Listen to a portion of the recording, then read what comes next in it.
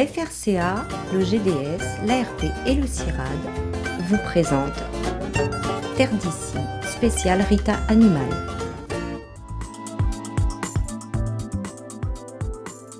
Ce jour-là, David Forger et sa collègue, Floriane Fage, tous les deux de l'ARP, l'Association réunionnaise de pastoralisme, entament leur deuxième formation de ce type à l'intention des éleveurs de ruminants. Objectif : sensibiliser ces derniers sur l'importance des coûts de production du fourrage pour leurs exploitations. Par le biais de la formation, on veut vraiment sensibiliser les éleveurs à leurs pratiques fourragères de récolte. C'est-à-dire que nous, toute étape pour récolter des fourrages est détaillée et a un coût estimatif. Et l'addition des différentes étapes entre la récolte, la fauche, le stockage, les pertes, tout ça est estimé. Et demain, ça va lui donner au final un coût alimentaire. Aujourd'hui, le fourrage représente entre 50 et 70% du coût de la ration alimentaire de base pour les animaux.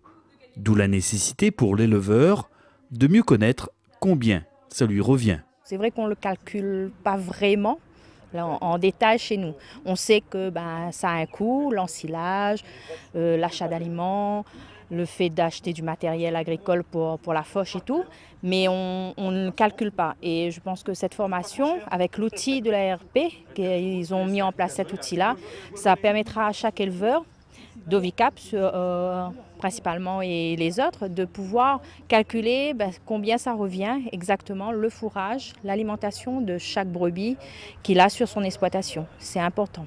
Cette formation s'inscrit dans le cadre du Rita Animal, le réseau d'innovation et de transfert agricole. C'est aussi l'occasion de présenter aux éleveurs un outil informatique d'aide à la décision qui permet de calculer précisément le coût de production du fourrage. Et ce qu'il faut savoir, c'est que cet outil-là est unique donc, au niveau du département, mais il est surtout unique au niveau du national. C'est un simulateur qui a une telle précision aujourd'hui que c'est avec une fierté qu'on le propose aux éleveurs et aujourd'hui va permettre de guider aussi les filières à donner des choix d'orientation, de système d'alimentation pour l'élevage réunionnais. Si ça aide quand même beaucoup. Après ça, là, il parle en foin et en chloris. Et comme moi, c'est surtout en canne fourragère qu'il faut voir le rendement et le pourcentage de matière sèche. Et comme le fourrage est quand même difficile à connaître vraiment la matière sèche, tout dépend de la saison, tout dépend de la pluie et tout et tout et tout.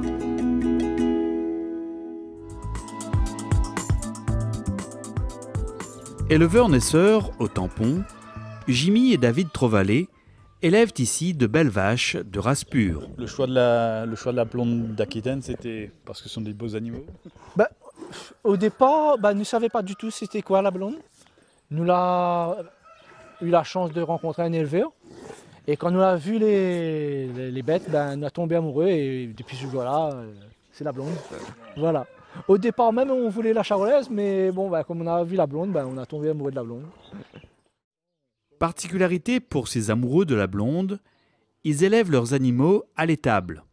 Pour alimenter leurs troupeaux, Jimmy et David disposent de prairies de fauche, parfois éloignées de leur exploitation, ce qui augmente leur coût de production du fourrage. On pose toujours la question si est-ce que c'est rentable ou c'est pas rentable, parce que vu le métier qui n'est pas évident tous les jours, on se pose la question est-ce qu'on travaille dans le bon sens, est-ce qu'on travaille pour avancer. Et voilà, l'outil est là. Et L'outil vous a permis de voir. Voilà, exactement. L'outil nous a permis de voir si on avance dans le bon sens ou sinon on reste sur place. Voilà. Mis au point et développé par l'ARP, cet outil d'aide à la décision permet désormais aux éleveurs de savoir où ils en sont. Et même là, aujourd'hui, même il y a un comptable, mais c'est le comptable qui compte. Et à la fin de l'année, il dit nous, il fait tant, il fait comme ça. Et c'est un chiffre.